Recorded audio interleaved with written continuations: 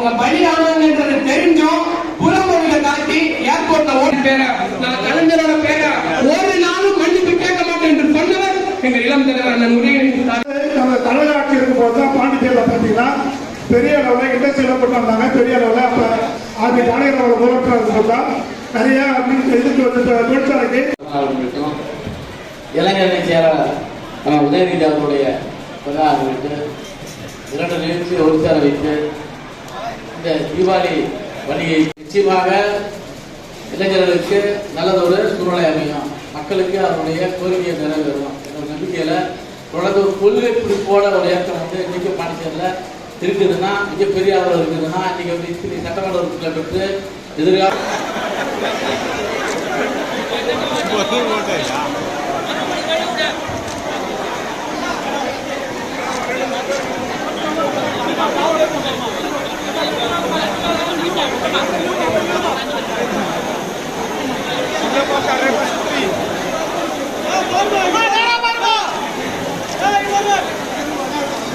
லைட்டா கீழே இருக்கு.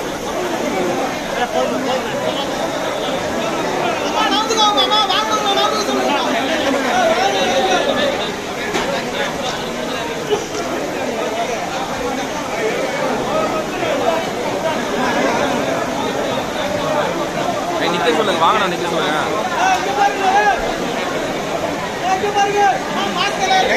கையிட்டாருயா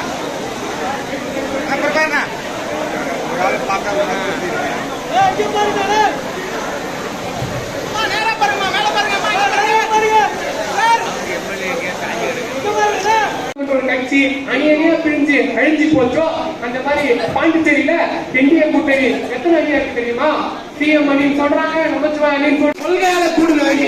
இந்த அணி தந்தை பெரியார் அவர்களின் கொள்கையால கூடுதல் அணி, பேரறிஞர் அண்ணா அவர்களின் கொள்கையால கூடுதல் அணி. ஏனென்றால் காலையில இருந்து ஒரு பாட்டில் தண்ணி கூட கொடுக்காம ஒரு மாபெரும் கூட்டத்தை கூட்டி